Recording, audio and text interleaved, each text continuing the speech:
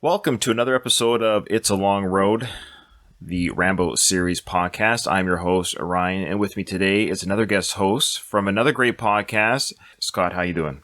Very well, thank you. Pleasure to have you on, and more importantly, we're going to talk about your podcast, but you and your podcast are now officially a part of the last of the Action Heroes podcast network, and on this network we have another, I'll say this because there's the Rambo series podcast is actually it's on its own standalone feed out there on Apple and what have you. Like you can actually find it by itself, but it's also part of the network. So I think much like your show. So anyone that's listening to this, I want to invite you guys to listen to the network. So just Google Last of the Action Heroes Podcast Network. It comes up, and there's a plethora of shows on there that deal with all the action films, basically like the big names from the 80s and 90s. And speaking of the 90s, Scott, why don't you talk about your podcast and what you guys do on your show? Basically, on our podcast, All 90s Action All the Time, we just look at various 90s action movies, and we just kind of go through the plot of each movie. And so it's a very simple format. It's kind of slightly changed from what it was before. And initially, we were kind of doing individual seasons on individual stars. So we take every Seagal film from the 90s or every Stallone film from the 90s, or we did Kurt Russell, we did Val Kilmer. Now we're just kind of doing kind of standalone films. It's a little bit more sporadic than it was because it kind of got busy because I have another podcast as well. We are still doing episodes, and we've got an episode of Con Air coming out. We're doing the 90s Bond films. Nice. Yeah. All right. Well, a lot of great stuff. So right now on our feed, if you're listening to this Rambo podcast on the Last of the Action Heroes podcast feed, you've seen Scott's show enter the network feed, and you guys are covering right now on the feed Seagal, which I'm totally appreciative of because we had a fellow join our podcast network to do Seagal exclusively. That was going to be his podcast. He was going to do Steven Seagal films, and we were really excited to have him on. But his show became basically, let me just say, it was a bit of a bust. It was a gong show, not very well done. I'm not going to lie to you. And then he just stopped the project. So it was kind of a combination like, okay, whatever. Being honest, it didn't work out. It didn't work out, both creatively for the network and what we kind of hope for from people, and also just the actual reviews were actually very, very subpar. You guys, so when I invited you guys on and you started off with Seagal, I mean, I would say like I was nervous. I was like, how are these guys going to do it? I had such a bad taste in my mouth for the last podcast to cover Seagal. But you guys are really, truly giving it both the crap that it deserves, but also the praise that it deserves with each film. You're very fair with your review. You're very spot on with your observations. You actually give the movies an honest review. Like there are an hour and a half to almost 2 hour long episodes for the Steven Seagal films. And I think you guys are doing a fantastic job, and I'm really happy to have you on the network. So please listen to the show, guys, if you haven't already, and especially if you want to hear people crack wise about Steven Seagal. And I'm looking forward to hearing the Kurt Russell coverage and the Sly coverage and all that great stuff. So welcome to the network. Well, it's great to be on the network, and it's great to be amongst such a bunch of great action shows. I've been catching up with lots of different shows on the network and really enjoying what I'm listening to. Yeah, all very accomplished podcasters. I mean, I'm the best, but everyone else is doing pretty good. So, I mean, I'm just joking. No, it's great having everyone on board. I really love the network. Okay, well, Scott, we're covering First Blood. As you know, you've listened to the episodes previous to this one, so you got a flavor for the way we run things here on the It's a Long Road podcast. What is your history with Rambo and with First Blood, the film? Well, I'm not going to lie. I'm not going to say I'm the biggest Rambo fan that you're going to have on this podcast. As a Sylvester Stallone fan, I was always more of a Rocky guy than I was a Rambo guy. Mm-hmm. But I would say a couple of things. First of all, I think First Blood is an excellent film. I think it's top 5 Stallone film. Second of all, I have seen them all. And third of all, I do have quite a long history with the Rambo films because I remember when I went to a friend's house when I was about 6 years old, he put on a VHS of Rambo First Blood Part 2. That was my first action movie, my first non-PG rated action movie that I ever saw. Yeah, absolutely. I mean, I think a lot of people saw in our age group, I think I'm a little bit older than you, but a lot of people in our age group saw Part 2 first. It was kind of it was like Rambo First Blood Part 2 was the introduction to the Rambo franchise, so to speak. Now, that's fine that you're not quote unquote a Rambo fanatic in the sense of you are with Rocky, let's say, I want other voices on this feed. I've invited people that aren't necessarily. In fact, my co-host on One More Round, the Rocky series podcast, Kyle, he hasn't seen all the Rambo films. Like, he hasn't even seen them all. So he is legit like a Rocky fan. He's not even necessarily a Stallone fan. He just is a Rocky character and the Rocky films fan. His coverage or his time on this podcast, he gave his insights as they were, and they're good. Because I want to hear people's different backgrounds. If everyone's just fanboying and slobbering over the film, it gets kind of boring too. I like to hear people's new experiences, old experiences, and whatever it is. So, did you rewatch the whole film before this recording, or just kind of the area that we're doing? Because I hadn't seen it in a little while, I decided just to rewatch the whole film like last night. Yeah. Well, how did it feel? How did it feel to rewatch it? What was your impression of the film overall? It's a really interesting one because you always forget how different First Blood is to the rest of the franchise. It's way more of a kind of thriller than like a straight up action movie, even though there is big action set pieces, explosions, all that kind of stuff. And it seems very much of that time, of that early 80s, where it's before Rambo 2 happened. I feel like action kind of changed in like the mid 80s. You get 1985, you get Rambo 2, you get Rocky 4, you get Commando, and then that's really the big change of action. But this is the kind of more gritty. It's quite similar to something like Southern Comfort, which came out, I think, like the year before the Walter Hill film. I have never seen that. It's a really good film. It's kind of like National Guard guys. It's part kind of Deliverance film, but like more action-y. Yeah, it's really good. More action, less banjo? Yes. It's got a great cast as well. Powers Booth is in it. Okay, I love Powers Booth, yeah. Yeah. All right. There's a lot of great old films that I can't wait to watch. I do a side project on the Last of the Action Heroes Podcast Network called Last of the Action Heroes Podcast, where I just kind of pick, I've done like 4 or 5 episodes only on that. It's just my own passion project when I have time to investigate sort of B-roll or, lesser known action films, especially from the 70s and 80s. Like we did like Burt Reynolds' Heat, for example. It's just kind of fun to see these films of old, of these older action stars like Burt Reynolds or Powers Booth or Gary Busey. Like, I'm looking forward to seeing some of these other kind of straight to video at the time type films or low theater run type films. But anyways, yeah, so that might be one. Southern Comfort, there you go. That might be one worth investigating. Let's roll into it. You just saw this yesterday, so I'll ask you, what did you think of that Teasel Troutman kind of verbal sparring that they did with each other? What did you think of that sequence? That is some of the best acting in the movie. And you can kind of tell that both actors are really stretching themselves. You can almost feel like the kind of competitive tension. They've both got these chewy lines and they're firing back and forth at each other. The interplay between Dennehy and Crenna is great in that scene. I didn't really say where you're from. Scott, tell us about New Zealand. And yeah, this is pretty cool. I've never podcasted with anybody from New Zealand. I'm 99% sure I haven't. This is kind of cool. So what part are you from and what's it like there? I currently live in the capital city of New Zealand, Wellington. Oh, it's Wellington. Okay. No, it's Wellington. Auckland is the biggest city in New Zealand, but Wellington is the capital. Okay. So both on the North Island. I don't know if your listeners might pick up from my accent, but I am not from New Zealand. I only moved here late last year in 2021. I am actually from Scotland. You don't have a New Zealand... Born in Edinburgh. So what brought you from Scotland to New Zealand then? My partner is Italian, but has New Zealand citizenship. Her parents moved out here in the mid-90s. Okay. Through her citizenship, basically, I managed to get a partner visa. Okay. And that's it's nice there, isn't it? It's like, that's where they filmed Lord of the Rings and everything. Yeah, it is. Absolutely is. Yeah, it's beautiful out here. It's a really nice city. It feels not too different from Edinburgh, which is, they're like, both of Wellington and Edinburgh are like cities, but cities that feel like towns, like they're just nice places to live. Now, when you saw the scenery here of, this is actually filmed, as you heard, in British Columbia, Canada, what are your thoughts on the scenery of British Columbia? Is it similar to New Zealand or is it different? Well, yeah, it is similar. I feel like there's a connection between Scotland and New Zealand and Canada. They kind of get bigger each time. It's like the scenery is similar, but New Zealand's, it's similar but bigger in New Zealand. And then you go to Canada and again, it's similar and bigger again. That's kind of my sense. All right, so the scene that we left off on was Will and Sheriff Will Teasel and Colonel Trowman. And Will's like, okay, well, I don't know whose side you're on, but if you want to find him, let's go get him type thing. Okay, so the sequence opens up with Rambo in this mine, the shaft. And this was a real mine, by the way. This was a real abandoned mine. This was not a set. And I love the sequence here, Scott, because he's actually... Look at that big pork roast he's got there on that stick. That is a lot of meat, eh? Do you think he's going to be there for a while, or is he just cooking everything just for the sake of it?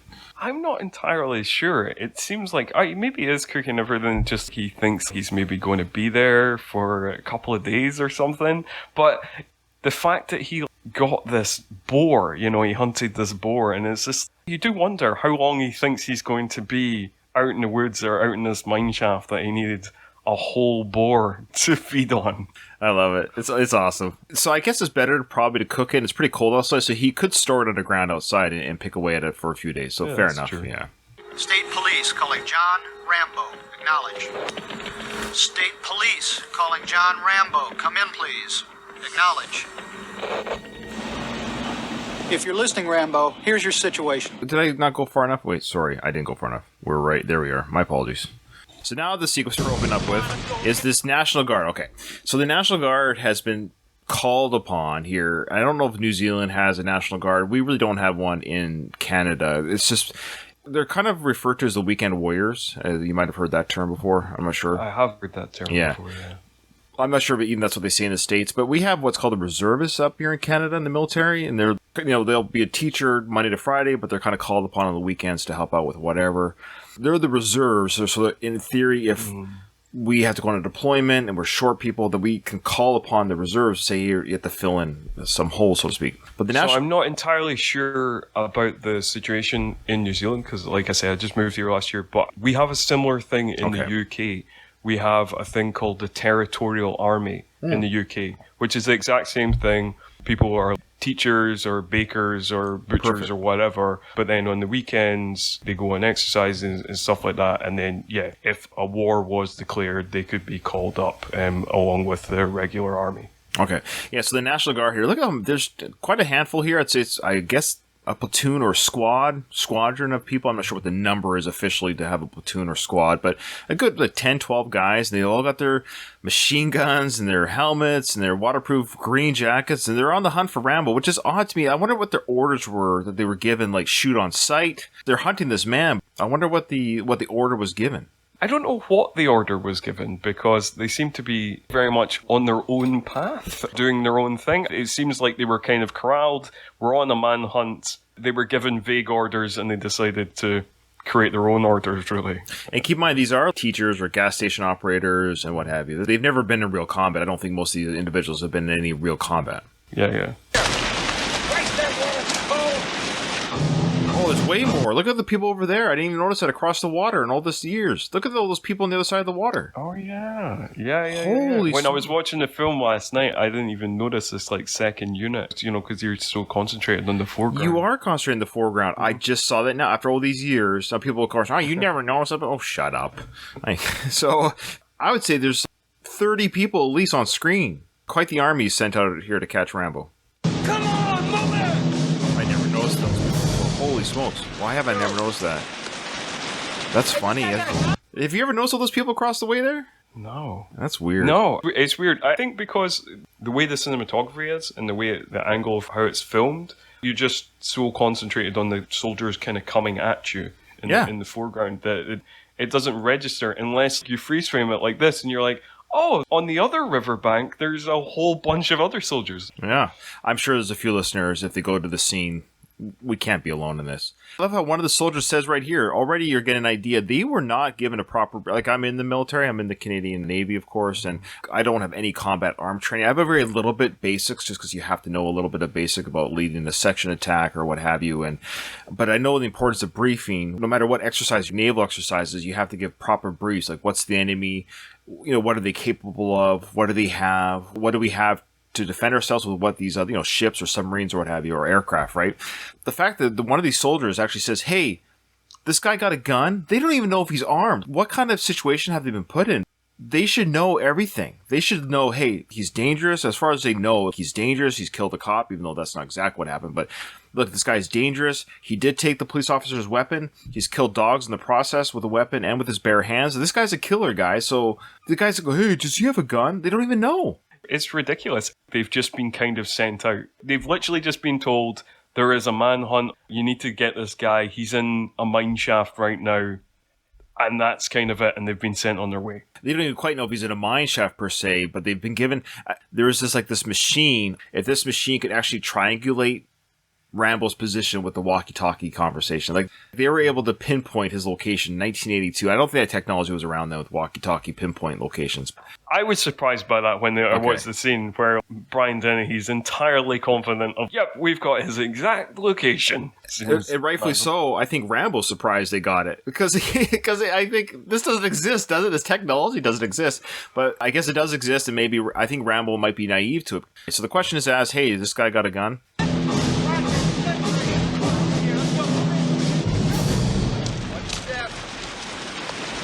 What was that? Great musical score by Jerry Goldsmith throughout this film, eh? Yeah.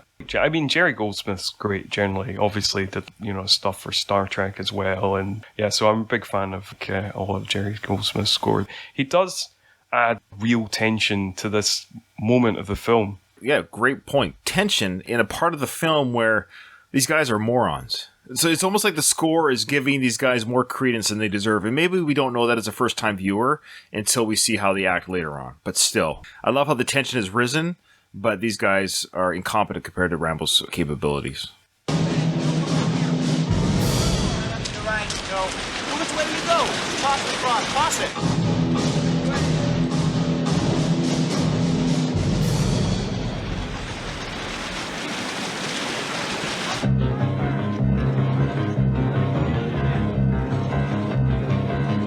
Of course, for our listeners on our podcast, that musical change, I mean, if you're familiar with the movie, you'll know what happened here, but I love that musical score change. So you hear that tension of the hunt for Rambo, so to speak. Just like Mitch said in The Forest, he goes, we're not hunting him, he's hunting us. And that's exactly what we see here, is Rambo comes out of the water. He was submerged in the water right next to them. They just went right by him. He comes out of the water. Yeah, he's hunting them. He's completely aware of what's going on. These guys have no idea. Absolutely. Mitch is like a weird character in that he is a voice of reason, and everything he says, the audience goes, yes, you are correct. They're like, he is hunting them. Yes, he is a Green Beret. He is super dangerous. Maybe they should call in the state troopers. But everybody treats him as just like a coward in the movie, of just being like, oh, shut up, Mitch. Oh, yeah, you're absolutely right. Perfectly said. I agree.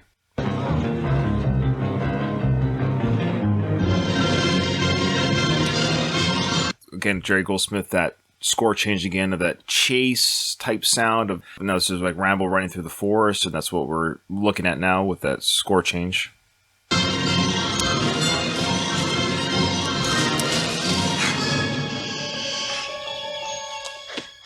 So what's kind of cool here, what we're about to watch, is Rambo hears somebody else in the woods, and we're seeing a young boy, a teenage boy with a rifle. And we know they're hunting, and he's hunting here. Now, in the book, I want to say in the book, interesting enough, these are two people he doesn't kill them here, obviously, but he also doesn't kill them in the book, because one of the few people Rambo doesn't kill in the book that he comes across. Oh. Yeah. Correct me if I'm wrong, dear listeners, but I'm 90% sure, because I remember reading this part in the book thinking, oh, does he kill? So no, the hunter and the boy in the book actually gave Rambo a jacket and some clothes. They actually gave him some supplies and stuff to help him out.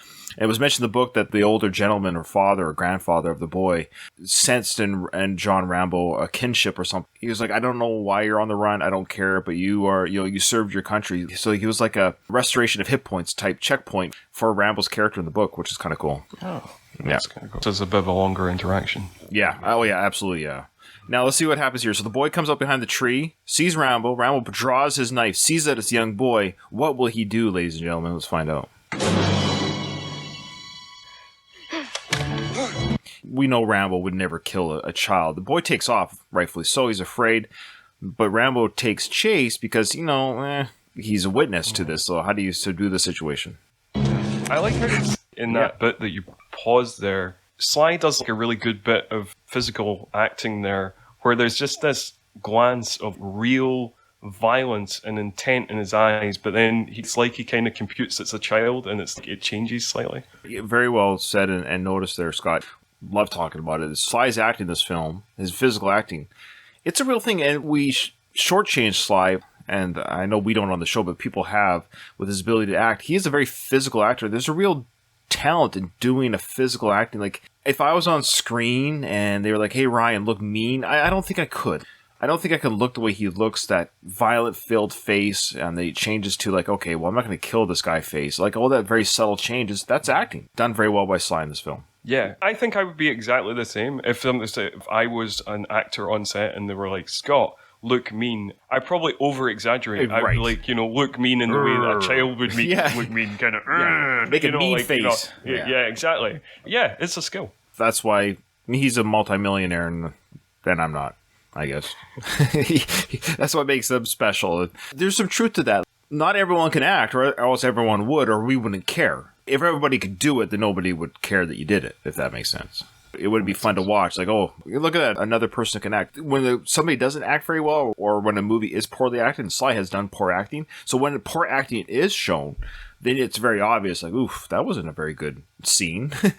I think Sly's very bad at hiding his emotions, in that when we were doing like the 90s Stallone's films, you can tell the films, if you watch the likes of Cliffhanger, you can tell he's into it, but then if you watch something like The Specialist, you can tell that he didn't really want to be there, and he finds it impossible to hide how bored he is. Sure, yeah, I mean, it's a paycheck type movie, they kind of phone it in, sure, yeah.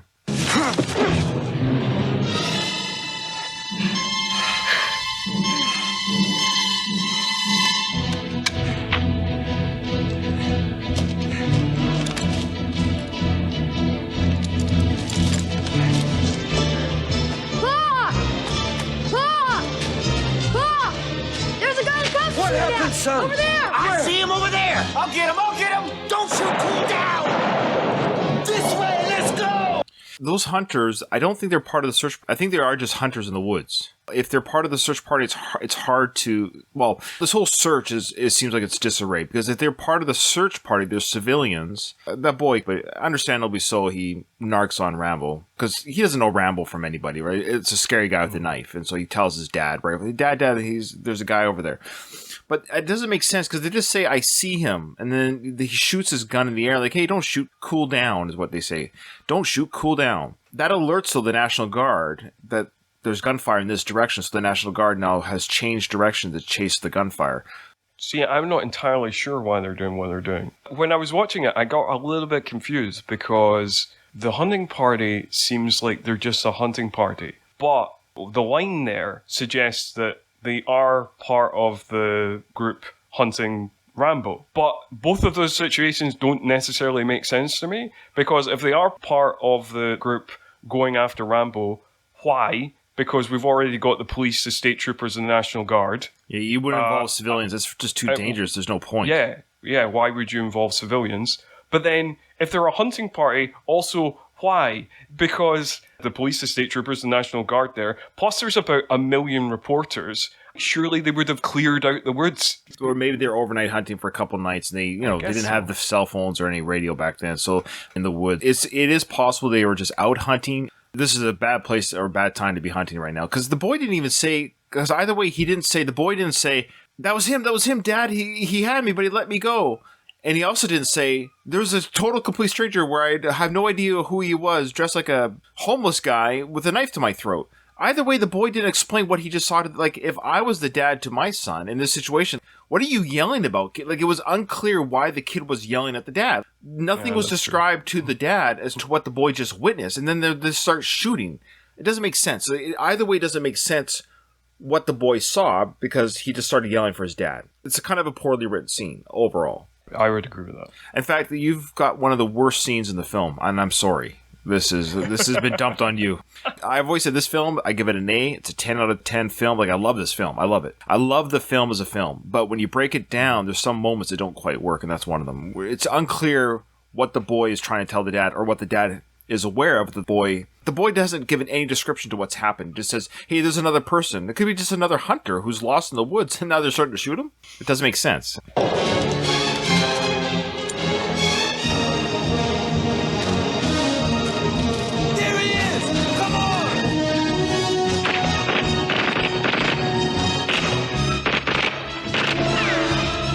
These are National Guardsmen. They're teachers slash corner store owner. Who knows? They've seen John Rambo running in the woods. There he is, they say. Okay, so they visually sighted, I guess they know what he looks like, kind of far away, and they start shooting on sight. So again, were they told to shoot on sight? My combat knowledge isn't the largest, but what we teach for us is there's 3 things you have to factor in before you engage an enemy: proximity, capability, and intent. Yeah, it's a threat triangle. Right now, Rambo has the capability to cause damage, i.e. he has a weapon in his hand. Great. But his intent is not there. His back is turned to them. He's not showing intent to shoot. And lastly, he is close enough to cause damage. So he has proximity and he has capability, but he's showing no intent to cause harm. So the fact that he's running away, the fact that they all open fire on that you'd have to answer to that. Why did you open fire on somebody with your back to them? Regarding that threat triangle, when I watch this, or when I watch any movie, when I see like a police firing or a military, I've talked to Doug about this, of course, the idea of that, is that a legal shooting, as they say? So I know it's an action movie, but this fact these are just National Guards and they're so intent to kill this guy. It is, again, the direction of what they're supposed to do. Especially one guy asked, does he even have a gun? Now maybe they saw the gun in his hand, but that's unlikely. It's pretty dark. Yeah, they just start opening fire. You could just argue they're just not trained and they're just trigger happy. Yeah, you could argue that it's just like a trigger happy thing. Sometimes you watch a film and certain things seem character driven and certain things seem movie driven, and this is why one of those scenes that you feel like it was just a producer was, oh yeah, we need some shooting here. Sure. Yeah, it's a good point. It could be Rambo's on the run now, his life's in danger. It's more thrilling than just chasing him. Now they're opening fire, but Rambo escapes the weapons fire. Yeah.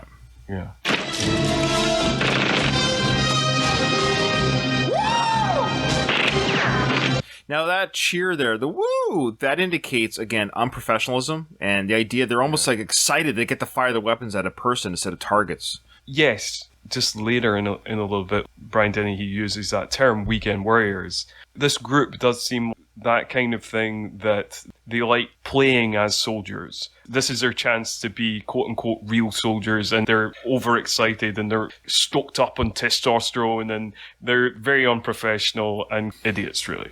And they're going off script. I think if I remember correctly, even though I've seen this movie 100 times, I just watched this scene like a few days ago to get ready for this episode. I think Teasel does say later, we'll find out soon, when he talks to the leader of this group, you were supposed to just spot him or something. So maybe they were told that they were only supposed to... Yeah, we'll get there. I think we'll find out. There we got him! Yes, I know exactly where it is. Now listen to me very carefully.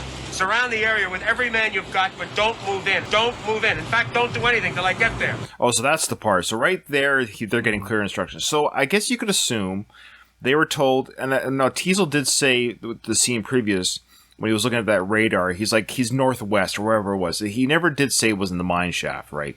I think maybe it was just Rambo's unlucky day, meaning he knew the National Guard was out, so he was out there looking to see where they were.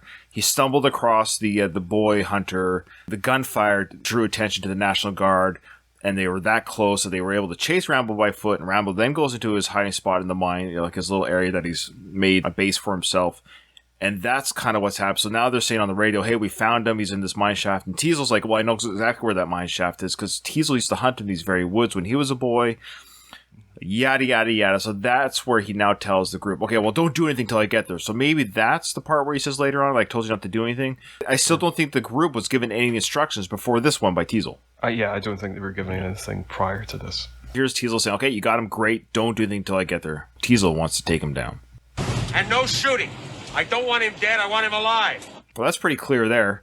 No shooting. Yeah. And this is almost like a comical... In fact, this whole sequence is sort of... Maybe they wanted to break the tension a little bit in the film with a bit of comedy. Because he just says, don't shoot, I want him alive. Of course, the next scene, I'm about to hit play here, where the next scene is literally this.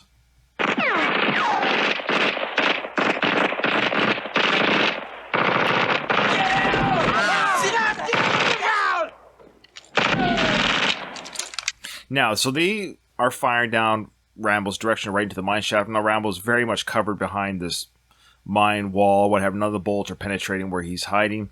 And Rambo opens fire back at them with the weapon he took from Galt. I think we're led to believe that his shots are very accurate and he's only meaning to scare them. Like, his intent still here is not to kill. He's what's called a suppressive fire. He is pushing the enemy back, making them cower down. Because the moment they're fired upon, they all just duck. You could tell the way they're covering, it's out of fear and panic. And the way Rambo covers himself is just, it's like a military professionally done. Whereas they're cowering down, lying on their backs, and almost like in the fetal position compared to how Rambo's acting.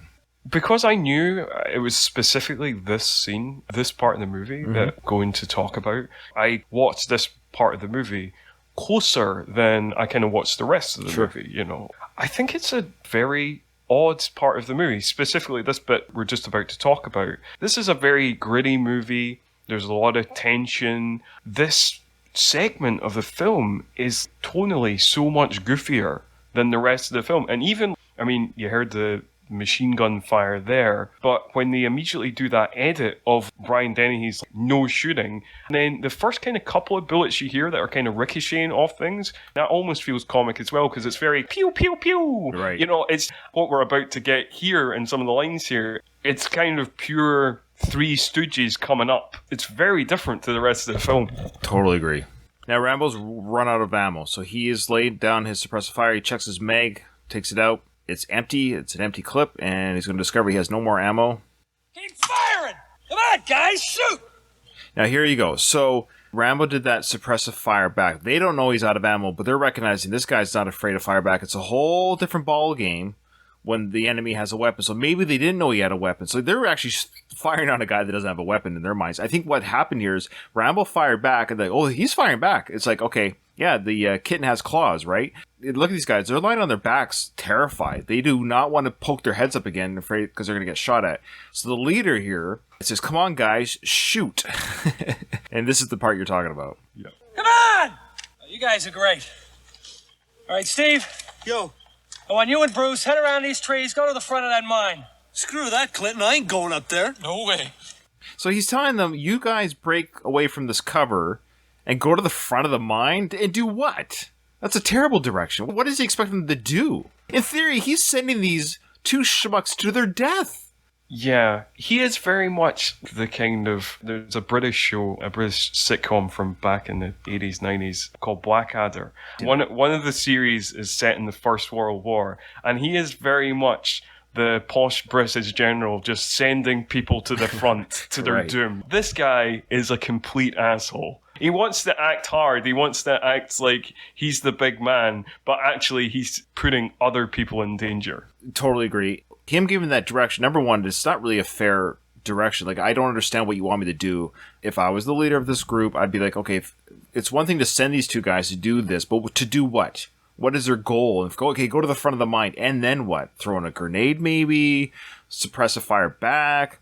The fact that they say no the way they do, like, screw that, it tells you that this National Guard and the way the chain of command is not respected. The fact that they can just say, I don't need to do this. Like, I'm done. I don't need to really be engaged. This is too much. We're gone beyond the Boy Scouts of this institution. My life's on the line. This shows you the difference between the National Guard in this movie. I don't want anyone to at me. But the National Guard in this film and the Green Beret of Rambo. Like, these guys are not willing to put their lives on the line in this situation. It's not worth it. Raymond? What? I want you to go into that mine. Oh, not me. What do you mean, not me? Look, I do this part-time. I didn't come here to get killed. Now, he's probably in there just waiting for us. What's wrong with you, Clinton? So there you go. They just spelled it out for us. Like, they just do this part-time. I'm not going in there to get killed. Like, I want to watch football on Sunday. Thanks. The way that guy says his lines, this Raymond guy, who, like, pops his head up. He's got his head on his helmet, like, his face planted in the ground, and he pops his head up to say a couple lines, and then he pops his head back down, and he pops his head up to say a couple of lines. Again, it is very comical, and he says all his lines in a very Abbott and Costello type way of... Totally. All right, Rambo! This is Lieutenant Clinton Morgan, National Guard leader. I love the way he delivers his line. Rambo! This is Lieutenant Clinton Morgan! This is the way he says that. Lieutenant Clinton Morgan. The way he rolls Morgan. It's always got me over all these years. Now, this guy's name, this actor's name, his name is Patrick Stack. I reached out to him. I wanted to get him on the show. No offense to Patrick Stack, but like, come on, dude. And so no response, which is fine. But he's like runs an acting school in LA or something like that. And I actually reached out to him via his company's site. No response. Anyways, well, those who can't do teach, right? That's National what they Guard say. leader, I'm giving you just 30 seconds to come on out. Now, that's the most military thing he did there by saying 3-0 instead of 30. That's what we do in the military. 3-0. Yeah. So that's the most military thing he's done this whole segment properly. Who's got the rocket launcher? Now that part, okay, this is really kind of the worst part. Who's got the rocket launcher? Now, we didn't see anyone running around with a rocket launcher on their back, but I guess someone did carry one up. Is that standard operating procedures to carry a rocket launcher with the National Guard hunting one person? Yeah, I didn't get this either. Everything else got weight to it. I had forgot this part of the movie altogether. I guess you remember all the kind of most famous parts of the movie. Even Rambo getting up from the river like that, and they drew first blood, and the monologue at the end, and some of the action explosions and stuff like that. But this part of the movie, I completely passed me by. Completely forgot about it. And I was really surprised at how Looney Tunes it gets here. Yeah, who's got the rocket launcher? And here we go. We'll find out. Come here, Earl. Right. Rambo, it's your last chance to come out. Maybe we should wait. Earl, this creep is a killer. Besides, I'm in charge, and I say we blow it up. Now fire that thing. This creep is a killer, and I'm in charge, and I say we blow it up. And then he goes, just let me get out of the way first. So yeah, this is what I mean. It's kind of like, what is going on here? Like a rocket launcher, that's a pretty serious business. The guy's like, maybe should we wait for somebody who's more in charge than you? Yeah, this guy is clearly nominally in charge. He's in charge of weekend exercises. He's never done an operation like this before, it's very clear. Yeah, they should be hanging back, waiting for at least Teasel, if not state troopers or proper military troutmen. He's clearly weighing us over his head, and he's just, what are we going to do? We're going to blow him up now. Yeah. Get out of the way first.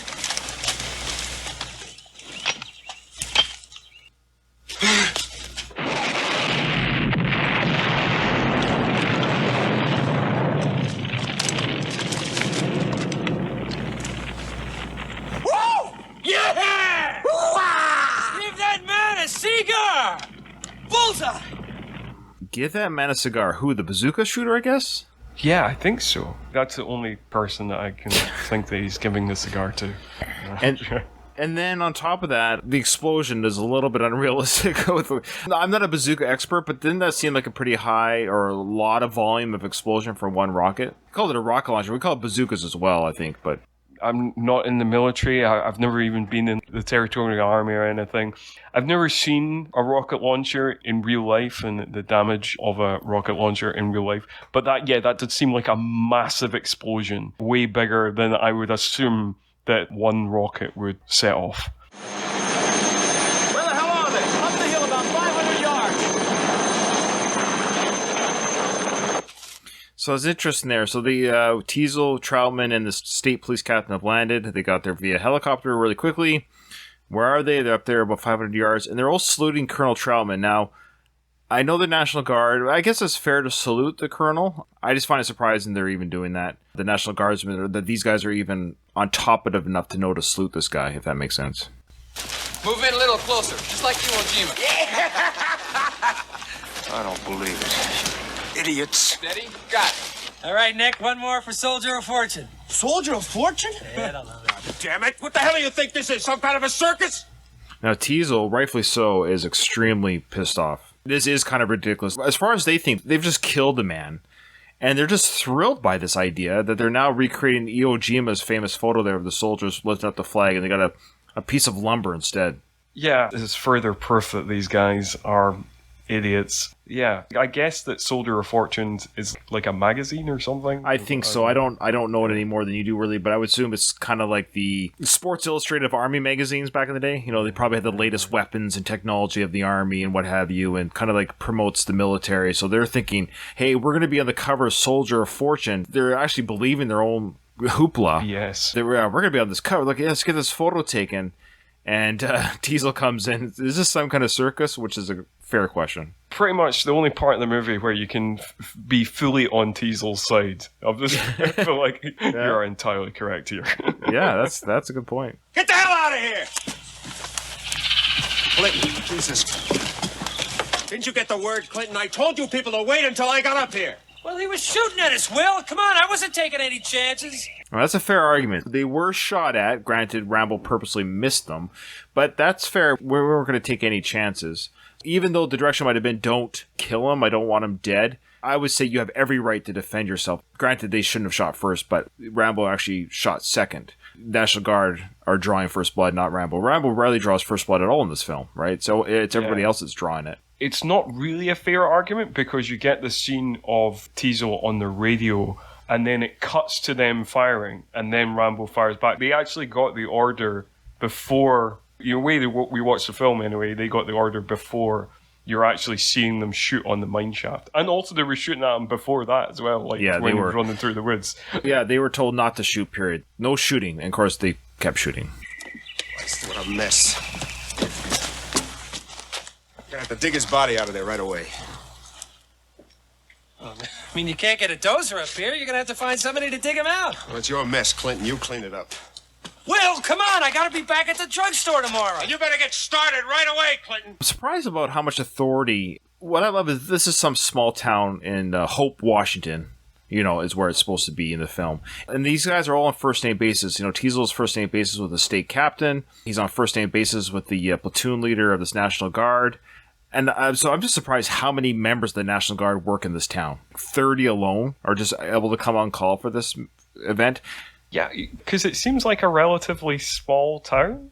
It doesn't look any bigger than my hometown. My hometown of Haddington, just outside of Edinburgh, just under 10,000 people. And it looks like this is a kind of town that has maybe like a similar population. So for it to have a police force plus several members of the National Guard, it just seems, a bit implausible. We'll end it there, because the next episode will deal with Rambo's traveling through the mine and some more talk between Teasel and Colonel Trautman regarding possible death of Rambo. As far as Teasel is concerned here, he believes Rambo's dead. He actually believes he's dead. Yeah, absolutely. Much to his disappointment. So, what did you think of your first experience there on the Rambo series podcast, Scott? I very much enjoyed coming on. I hope you can have me on again for other Rambo films. I guess that my podcast, All 90s Action All the Time, has like a kind of goofy sense of humour, so it seems only appropriate that I come in probably the oddest and goofiest scene in the whole movie. Yeah, fair enough. No, that's a good point. It really is, because at this point, spoiler alert for anyone that hasn't seen the film, the next part is him really just getting through the mine, escaping the mine, and really heading to town. So it's all serious, absolutely, from this point on. There's no more... It's kind of just over halfway through the film, so I wonder if that was... I mean, obviously it was intentional. It was edited accordingly. I don't know if it's effective. And it was the 80s, so maybe they just felt it was a little bit of a... We kind of needed a bit of a comedic beat, maybe, to break the tension before things go to crap again for the characters at the end of the film. I mean, sometimes if a film is pretty dark, sometimes they throw in kind of comic scenes occasionally. It doesn't always work, but sometimes it can work. It reminded me of, and this is an even more extreme example, Wes Craven's debut film, Last House on the Left, which is a very dark, intense horror movie that has these scenes with these kind of comedy cops that seem like straight out of like Smokey and the Bandit or something. It kind of reminded me a little bit of that, although that is... The tonal shift in that film is even more extreme than what we've just talked about here. Well, before we close, Scott, there's just a couple of emails, if you don't mind just joining in on that discussion before we close here. Okay. We got a couple of YouTube comments. Okay, so this is from Miguel on our YouTube channel. So if you actually want, you can leave comments on our YouTube audio versions of these things. That's totally fine. This is Miguel responding to Adrian from Arcade Attack when he joined the show. He says it's great hearing us together again, because he and I have done a couple of shows on the Rocky episode.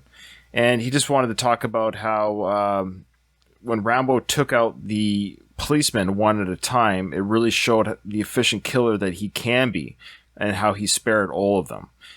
And he said here that he loved the analogy of Rambo playing chess while the cops are playing checkers. And Brian Dennehy was so great when Rambo held that knife to Will's throat. I especially love how Will broke down in tears, showing that he is a human and very fallible. I don't think I've ever been disappointed in a movie with Brian Dennehy in it. I'm truly enjoying this wonderful long road. Thanks for doing what you do, Ryan. So thanks, Miguel. That's a very kind words, obviously, from you. If you want to send us an email, our email is, and it's also in the show notes if you want to look, it's ramboseriespodcast@gmail.com. This is from John. It says, Dear Ryan, I have enjoyed episodes 1 through 6 of the Long Road podcast and be interested in being a guest on your show. That is if production is still underway. Yes, John, production is still underway. I will say, John, that most of my guests for the season are lined up right now, the guest hosts. But John goes on to say right now that he would like to come on the show because he is a student of film. I'm not too sure what that means, to be honest with you. But and he's also a psychologist, which I do know what that means. And he's a big fan of the Rambo series. So he would like to come on and add some interesting comments about the film itself and Rambo's characters. That would be kind of interesting. John, let me get in touch with you via email to see what we can do regarding that, because you being a psychologist, it might be interesting to hear how PTSD or Rambo's actions, and even Dennehy's Will Teasel's actions. Yeah, I'd be interested in hearing how maybe David Morrell, what he got right about these characters regarding the way the brain works. I'd be interested to hear. So John, stand by for an email on that. Well, that's it for emails. Love hearing from you guys and the YouTube comments. Scott, thank you so much for coming on the show. You're an absolute joy to have, but I hate to tell you, the episode is over. Nothing is over. Nothing. You just don't turn it off.